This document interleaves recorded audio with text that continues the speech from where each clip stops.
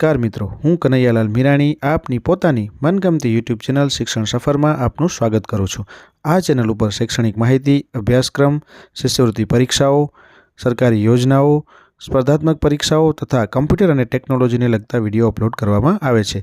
હજી સુધી તમે જો આ ચેનલને સબસ્ક્રાઇબ ના કરી હોય તો સબસ્ક્રાઇબ કરી દેજો, તમારા મિત્રોને શેર કરી દેજો અને બેલ આઇકન દબાવી દેજો જેથી અમારા નવા વિડીયોની અપડેટ આપને મળતી રહે। નમસ્કાર મિત્રો, આજે આપણે સ્વાધ્યાયન પોથી ધોરણ 7ની જેના ભાગ નંબર 1ની આપણે ચર્ચા કરવાના છીએ। તો આજે ધોરણ 7ની અંદર સ્વાધ્યાયન પોથી તમને ભાગ 1 આપેલી છે, એની અંદર અલગ અલગ વિષયો તમને આપેલા છે। આ વખતે આ નવી આવૃત્તિ જે આવી છે એની અંદર વિષય વાઇઝ નથી પણ ભાગ વાઇઝ તમને આપવામાં આવ્યું છે। તો એની આપણે આ ચેનલની અંદર આ વિડીયોની અંદર ચર્ચા કરવાના છીએ। તો તમે હજી સુધી જો આ ચેનલને સબસ્ક્રાઇબ ના કરી હોય તો સબસ્ક્રાઇબ કરી દેજો અને સાથે સાથે બેલ આઇકન પણ દબાવી દેજો, કારણ કે આ ચેનલની અંદર આપણે તમામ ભાગ 1 અને ભાગ એ બંનેની આપણે સોલ્યુશન છે એની ચર્ચા કરવાના છીએ। તો તેના કારણે તમને સરળતાથી અમારા નવા વિડીયોની અપડેટ મળતી રહે અને સાથે સાથે તમારા મિત્રોને પણ શેર કરી દેજો, એમને પણ સરળતાથી આ સોલ્યુશન છે એ મળી રહે અને જરૂર પડે ત્યાં વિડીયોને સ્ટોપ કરી અને પ્રશ્નના જવાબો જે છે એ તમારી સ્વાધ્યાયન પોથીમાં નોંધતા રહેજો અને જો આ તમને વિડીયો ગમે તો લાઇક કરવાનું ભૂલતા નહીં।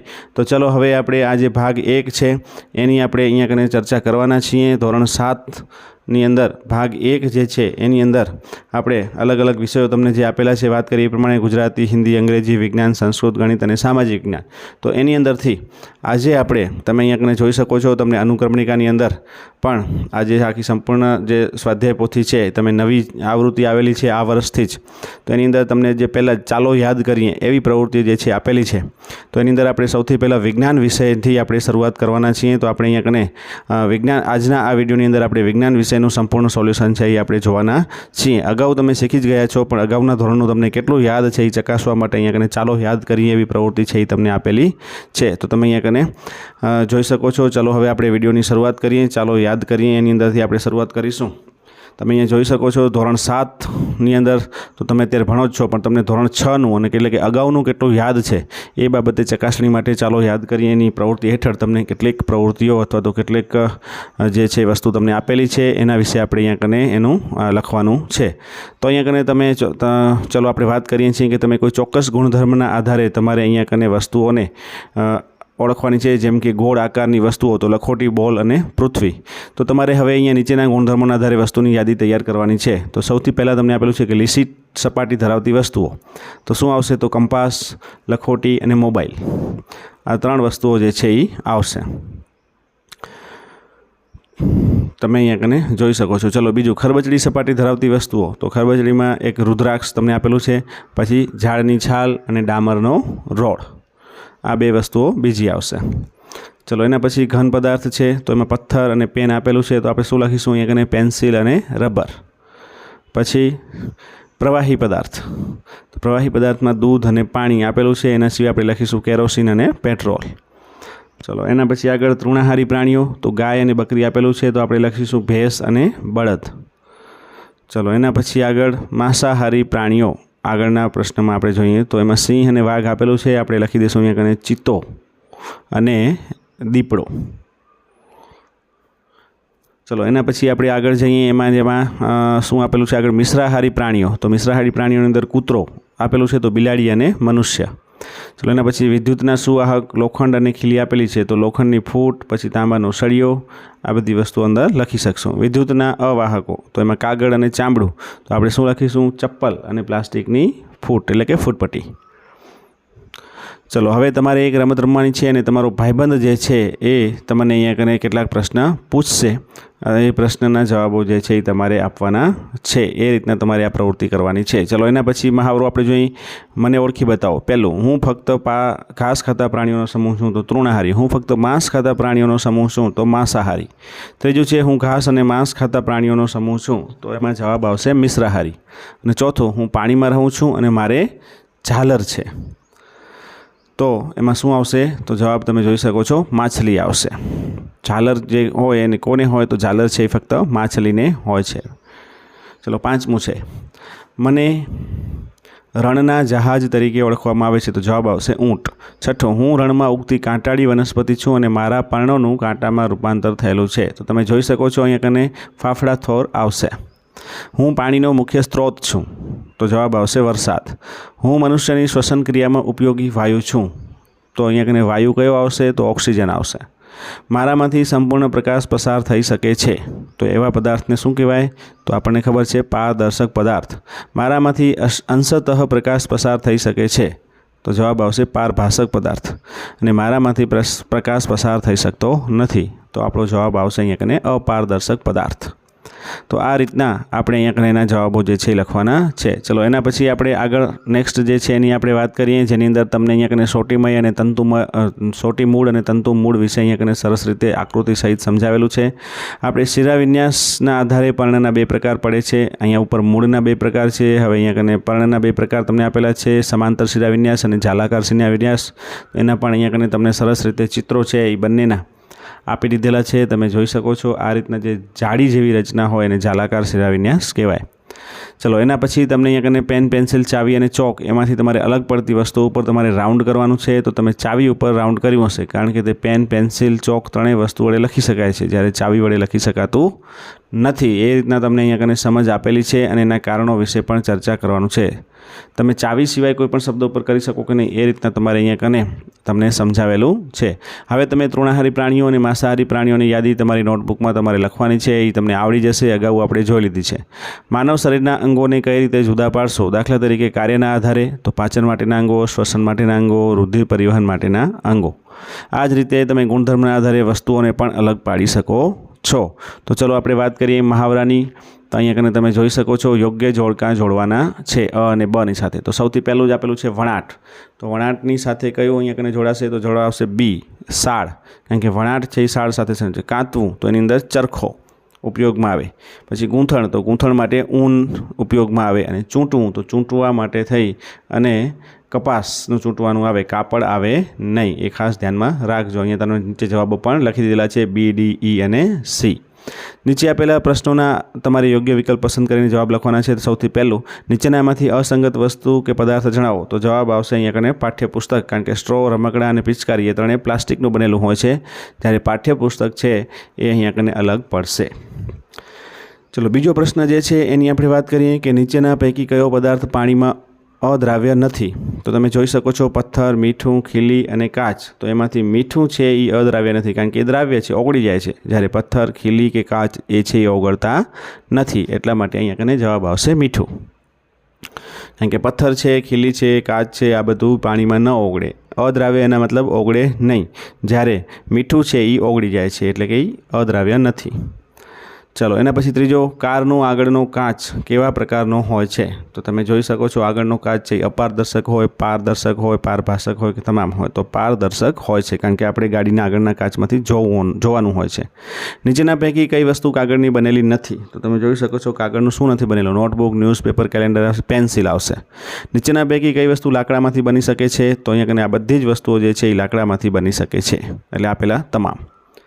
ચલો એના પછી આગળ આપણે જોઈએ તો તમે અહીંયા કને જોઈ શકો છો આગળની પ્રવૃત્તિ જે છે એ તમને અહીંયા કને એની સમજ આપેલી છે, અને એ સમજના આધારે આપણે અહીંયા કને જોઈ શકીએ છીએ. મહાવરાની આપણે વાત કરીએ તો નીચે આપેલા પદાર્થોનું વર્ગીકરણ કરો. તો વર્ગીકરણની અંદર ખોરાક તરીકે વપરાતા મૂળ કયા છે? પછી એમાં આવશે ગાજર, મૂળો અને બીટ. પછી ખોરાક તરીકે વપરાતા પ્રકાંડ કયા છે? તો જવાબ આવશે બટાટા, સુરણ, સક્કરિયું અને આદુ. પછી એ જ રીતના ખોરાક તરીકે વપરાતા પર્ણ કયા છે? તો કોબીજ અને ડુંગળી. ચલો એના પછીનો, નીચે આપેલા પ્રાણીઓનું તેમના ખોરાકના આધારે વર્ગીકરણ કરો. તો ખોરાકના આધારે આપણે વર્ગીકરણ કરવાનું છે. તો પહેલાં આવશે તૃણાહારી પ્રાણીઓ, તો ગાય અને ભેંસ. માંસાહારીઓ આવશે વાઘ, ચિત્તો, દીપડો. મિશ્રાહારીમાં કૂતરો, બિલાડી અને મનુષ્ય.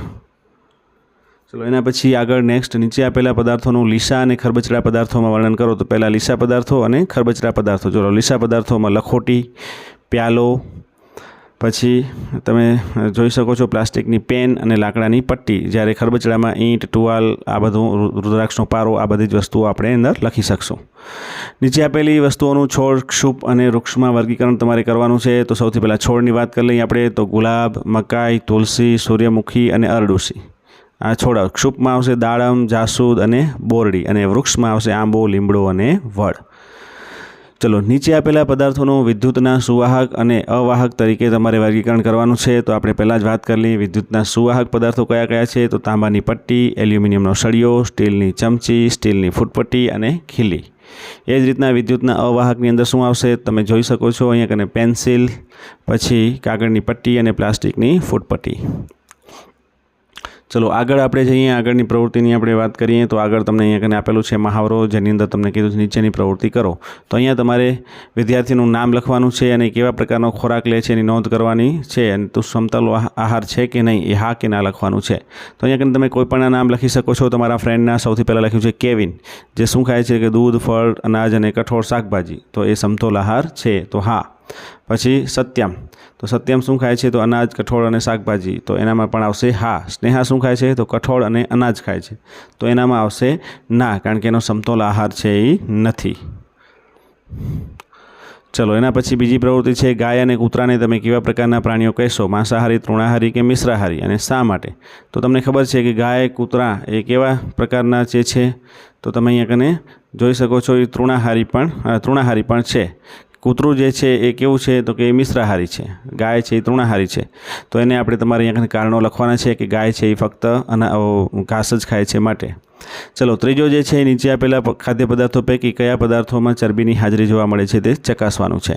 તો અહીંયા તમે જોઈ શકો છો એની હાજરી માટે આપણે કેવી રીતના પ્રવૃત્તિ કરવાની છે. તો કોષ્ટકની અંદર સૌથી પહેલાં ઘઉં, તો શું કરશું, કાગળ ઉપર કસવાથી તેલ જેવા ડાઘ જોવા મળે છે. તો જવાબ આવશે ના. પછી ખાદ્ય પદાર્થની ચરબી હાજરી દર્શાવે છે, તો એમાં પણ આવશે ના. તો આ ચરબીની જો હાજરી હોય તો અહીંયા કને શું થાય છે, કાગળ ઉપર ડાઘ પડી જાય છે. મગફળી, તો એમાં ડાઘ જોવા મળે છે તો કે હા, અને ચરબીની હાજરી છે તો એમાં પણ આવશે હા. પછી એરંડા, તો એરંડાની અંદર પણ ડાઘ જોવા મળશે એટલે હા, અને ચરબીની હાજરી છે એટલે હા. એ રીતના ચણા, તો ચણામાં ડાઘ જોવા નહીં મળે ના, એટલે ચરબી એમાં હાજર નથી એટલે ના આવશે. એના પછી નીચેની વિગતોના આધારે તમારે પ્રશ્નના જવાબ આપવાના છે. આ વિગતો જે છે એ તમે એકદમ સરળતાથી જોઈ શકો છો. આકૃતિ પણ તમને આપેલી છે. અહીંયા કને જોઈ શકો છો સ્વિચ છે એ ખુલ્લી છે અને સાથે સાથે બલ્બ છે અહીંયા કને બંધ છે. તો ચલો, પહેલો પ્રશ્ન છે વિદ્યુત બલ્બ પ્રકાશિત થતો નથી કારણ કે પરિપથ ખુલ્લો છે, તેથી બલ્બ પ્રકાશિત થતો નથી. અહીંયા કને તમે ઉપર જોઈ શકો છો. ચલો, આકૃતિ 2ની અંદર અહીંયા સ્વિચ છે એ બંધ છે, તો વિદ્યુત બલ્બ પ્રકાશિત થતો નથી કારણ કે જોઈ શકો છો બેટરીના ધ્રુવો યોગ્ય રીતે જોડાયેલા નથી. તમે અહીંયા જોઈ શકો છો ધન સાથે જોડાયેલા છે. હકીકતમાં ધન અને ઋણ જોડાયેલું હોવું જોઈએ.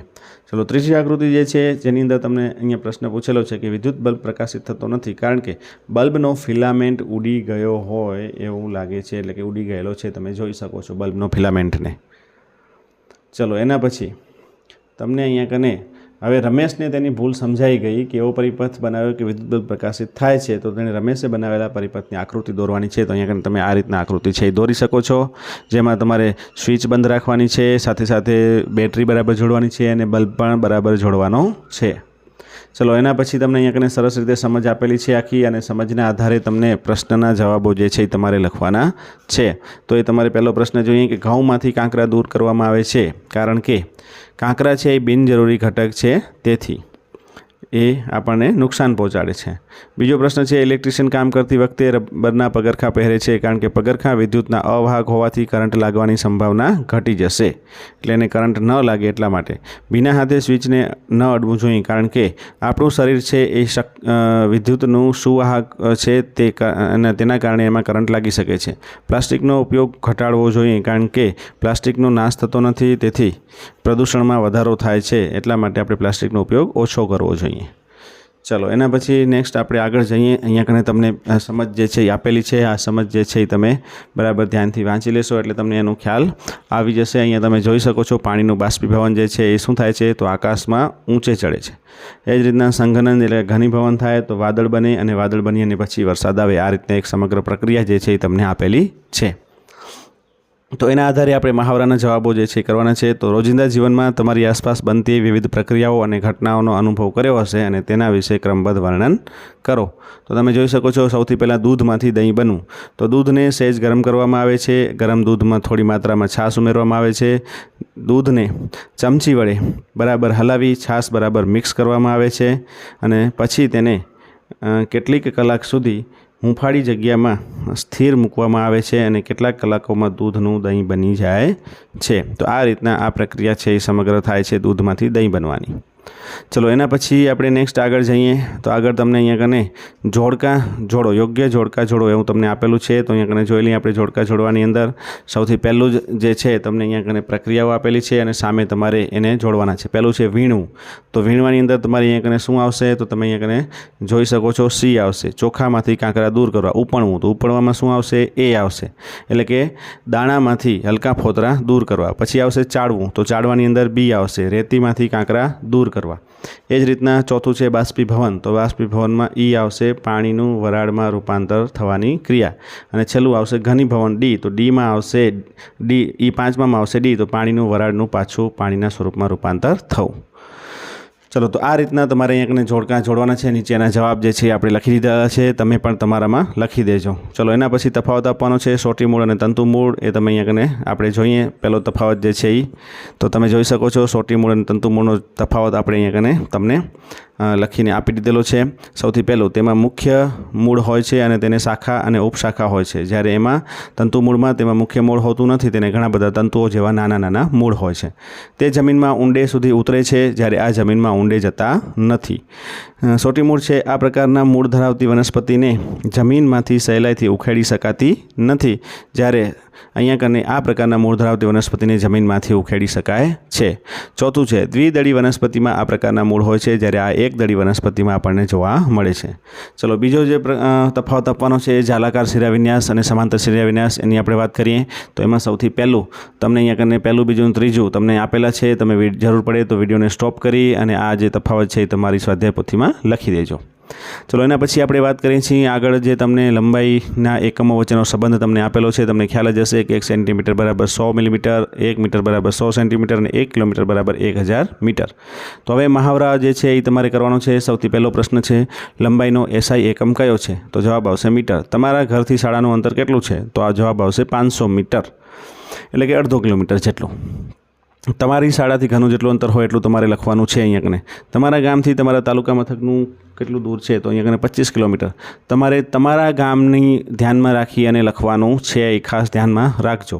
તમારા વિજ્ઞાનના પાઠ્યપુસ્તકની લંબાઈ અને પહોળાઈ જણાવો. તો લંબાઈ છે 28 સેન્ટીમીટર અને પહોળાઈ છે 20.5 સેન્ટીમીટર. પછી પાંચમું છે તમારા વર્ગખંડની લંબાઈ અને પહોળાઈનું માપન કરો. તો એમાં પણ તમે જ્યાં વર્ગખંડમાં બેસતા હો એનું લખવાનું છે. લંબાઈ 6 મીટર અને પહોળાઈ 5 મીટર. ચલો એના પછી આપણે આગળની નેક્સ્ટ પ્રવૃત્તિની જે વાત કરીએ તો એમાં તમને ખાલી જગ્યાઓ પૂરો એમ કીધેલું છે. ખાલી જગ્યાની અંદર તમે જોઈ શકો છો, પહેલું છે 165 સેન્ટીમીટર બરાબર 1.65 મીટર. પછી 1095 મીટર તો 1.095 કિલોમીટર. 25 mm તો જવાબ આવશે અહીંયા કને 2.5 cm. 2000 m તો જવાબ આવશે 2 કિમી, એટલે કે 2 કિલોમીટર. 200 cm તો જવાબ આવશે 2 મીટર.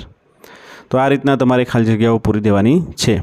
ચલો એના પછી નેક્સ્ટ આપણે જે વાત કરીએ જેની અંદર તમને અહીંયા કને સમજ આપેલી છે એક છોડના અલગ અલગ ભાગો વિશે. એ ભાગોની અંદર તમે જોઈ શકો છો અહીંયા કને પુષ્પ એટલે કે ફૂલ છે, પછી એનું પ્રકાંડ છે, પછી પર્ણ છે અને છેલ્લે અહીંયા કને અંદર મૂળ છે. તો આ રીતના તમને વનસ્પતિના ભાગો વિશેની ચર્ચા કરેલી છે. હવે વનસ્પતિની અંદર તમને ખ્યાલ છે કેવી રીતના પ્રક્રિયા થાય છે. તો તમને ખબર જ છે સૂર્યપ્રકાશની હાજરીમાં વનસ્પતિ જે છે એ પાણી અને કાર્બન ડાયોક્સાઇડની મદદથી પોતાનો ખોરાક છે એ જાતે બનાવે છે.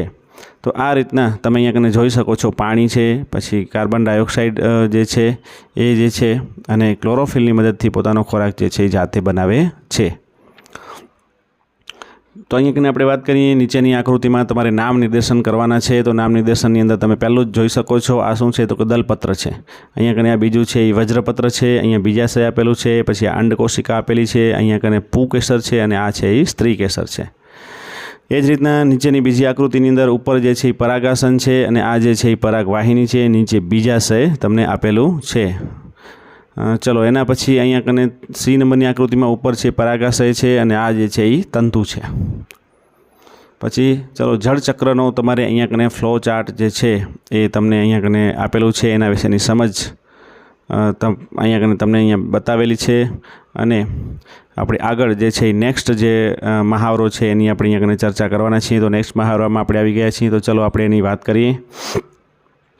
પહેલું જે છે કે તમે તમારા મિત્રો ભેગા થઈ અને કાગળનું વિમાન બનાવો અને હરીફાઈ યોજો કે કોનું વિમાન દૂર સુધી જાય છે અને વિમાન સૌથી દૂર જવાનું કારણ તમારે શોધી અને લખવાનું છે. આ પ્રવૃત્તિ તમે તમારી જાતે કરી શકશો. તમારી આસપાસ મળી આવતી વસ્તુઓ જે છે એના આધારે તમારે અહીંયા કને કરવાનું છે. એ જ રીતના ત્રીજામાં પ્રકાશના પરાવર્તનનું મોડેલ તૈયાર કરવાનું છે. આ રીતના આકૃતિ તમને આપેલી છે. ચોથું છે પેરિસ્કોપની રચના કરવી. એની પણ અહીંયા કને આકૃતિ તમને સરસ રીતે સમજાવેલી છે. અહીંયા કને પહેલો અરીસો 1 ફિટ કરવાનો છે. અહીંયા વસ્તુ રાખશો તો નીચેથી એ વસ્તુને જોઈ શકાશે, કારણ કે નીચે અરીસો 2 તમારે અહીંયા કને ફિટ કરવાનો છે. એના કારણે સરળતાથી તમને આ જે છે એ આખું સાધન જે છે તૈયાર થઈ જશે. આ રીતના પ્રકાશનું પરાવર્તન થઈ અને તમે છેલ્લે અહીંયા કને જોઈ શકશો.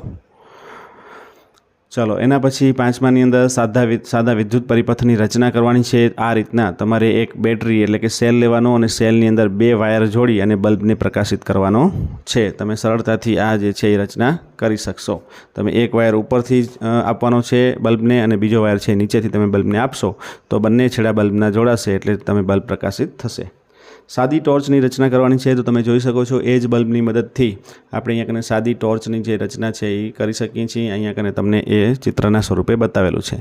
હવે સ્વિચ સાથે વિદ્યુત પરિપથની રચના કરવાની છે. તો અહીંયા કને સ્વિચ જે છે એ તમારે અહીંયા બનાવવાની છે. તો સ્વિચ બનાવવા માટે શું કરવું પડશે? તો બેટરીના બંને છેડાઓ જે છે એ તમારે એક પિન સાથે જોડવાના છે અને એને સેફ્ટી પિનની મદદથી તમારે ચાલુ બંધ કરી શકાય એવી પ્રકારની સ્વિચ છે એ તમે સરળતાથી બનાવી શકો છો. સેફ્ટી પિન જે છે એ તમારી અહીંયા સ્વિચ થશે. જ્યારે તમે ચાલુ કરશો ત્યારે બલ્બ છે એ ચાલુ થશે.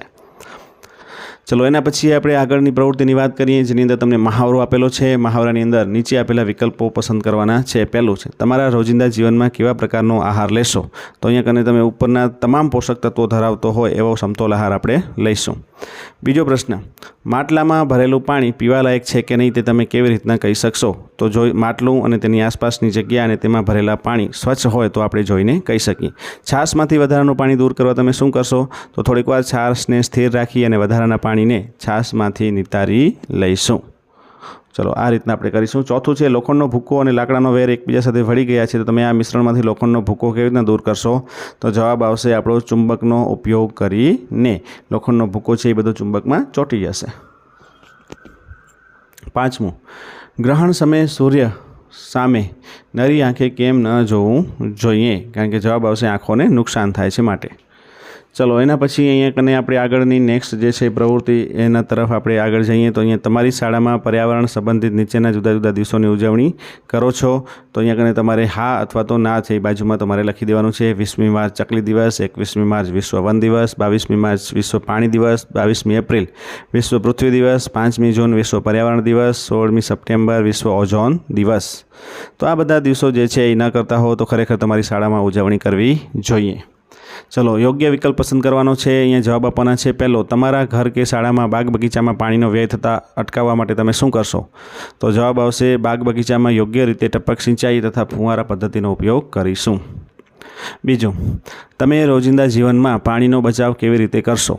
તો અહીંયા શાળામાં અથવા તો પરબમાં વપરાયેલું પાણી બાગ બગીચામાં વાપરીશું. ત્રીજું, તમારી શાળામાં કચરાના નિકાલ સંદર્ભે તમે કેવા પ્રકારના પ્રયત્નો કરશો? તો જવાબ આવશે અહીંયા દરેક વર્ગખંડમાંથી સંગ્રહ કરાયેલ કચરાને વૈજ્ઞાનિક દૃષ્ટિકોણથી યોગ્ય નિકાલ કરીએ છીએ. ચલો, એના પછી આગળ નીચેના પ્રશ્નોના જવાબો જે છે એ તમારે વિચારીને લખવાના છે. તો એમાં અહીંયા તમે જોઈ શકો છો પહેલો પ્રશ્ન, તમારી આસપાસ પાણીનો વ્યય ક્યાં થાય છે તેની નોંધ કરી તે અટકાવવા તમે કેવા પ્રકારના પ્રયત્ન કરશો? એ તમારે તમારી રીતે જ્યાં જ્યાં પાણીનો વ્યય થતો હોય તમારી આસપાસમાં તો એ તમારે સૌથી પહેલાં જોવાનું છે અને એના આધારે તમારે આ પ્રશ્નનો જવાબ જે છે એ લખવાના છે. જ્યાં જ્યાં પાણીનો વ્યય થતો હોય ક્યાં ક્યાં તમે જોઈ શકો છો. તો કોઈ જગ્યાએ પાણીનો નળ ટપકતો હોય, અમુક જગ્યાએ કોઈક પાણી જે છે એ એમને વેસ્ટ જતું હોય તો એવી બધી જગ્યાએ તમારે ખાસ ધોવાનું છે અને એને અટકાવવા માટેથી તમે કેવા પ્રયત્ન કરશો? તો જ્યાં પાણીનો નળ ટપકતો હોય ત્યાં કને કંઈક બાંધી દેશું અથવા તો નળ બદલાવી દેશું. પાણી વહી જતું હોય ત્યાં તમે એને અટકાવવાનો પ્રયત્ન કરશો. તમારી શાળા કે ઘરમાં પાણીનો પુનઃ ઉપયોગ ક્યાં અને કેવી રીતે કરવામાં આવે છે તેની નોંધ કરવાની છે. તો તમે જોઈ શકો છો તમારી શાળા અથવા તો ઘરની અંદર આપણે પાણીનો જે પુનઃ ઉપયોગ ક્યાં ક્યાં થઈ શકે. તો તમને ખબર છે કે આપણે જે શાકભાજી ધોવા માટે પાણી લઈએ એ પાણીને આપણે આપણા ઘરમાં કુંડામાં અથવા તો શાળાના બગીચામાં નાખી શકીએ છીએ. એ જ રીતના બીજી જગ્યાએ જ્યાં જ્યાં તમને એવું લાગતું હોય ત્યાં તમે આ રીતના લખી શકો છો. ચલો, એના પછી ત્રીજું, તમારા ઘરે ઉત્પન્ન થયેલા ભીના કચરા અને સૂકા કચરાનું વ્યવસ્થાપન તમે કઈ રીતના કરો છો? તમારા ઘરે જે ભીનો કચરો અને સૂકો કચરો હોય એનું વ્યવસ્થાપન શું કરવાનું છે? તમારે બંને જે છે એ અલગ અલગ કચરા પેટીમાં રાખવાના છે અને પછી જે ભીનો કચરો જે છે એને તમારે અને સૂકા કચરાને અલગ અલગ રાખી અને એનો યોગ્ય નિકાલ કરવાનો છે. ઈંધણનો બચાવ કરવા માટે તમે કયા પ્રકારના વાહનોનો ઉપયોગ કરશો? તો આપણે અહીંયા જોઈ શકીએ છીએ કે આપણે સામૂહિક વાહનોનો ઉપયોગ કરીશું. આપણે ક્યાંય જવું હોય તો આપણું પર્સનલ વ્હીકલની જગ્યાએ સામૂહિક બસ અથવા તો એવા સાધનોનો ઉપયોગ કરશું. જંગલ બચાવવા માટે આપણે શું કરીએ?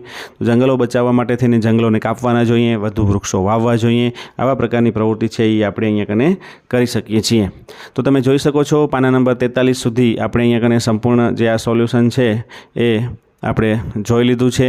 આ સંપૂર્ણ સોલ્યુશન જરૂર પડે ત્યાં વિડીયોને સ્ટોપ કરી અને તમે તમારી સ્વાધ્યાય પોથીની અંદર નોંધી લેજો, જેના કારણે તમને સરળતાથી આ જવાબો જે છે એ તમે આવડી પણ જાય અને તમારો સ્વાધ્યાય પોથીની અંદર લખાઈ જાય. આ પ્રશ્નનો જવાબ જે છે તમને પરીક્ષા માટે પણ ખૂબ ઉપયોગી નીવડશે.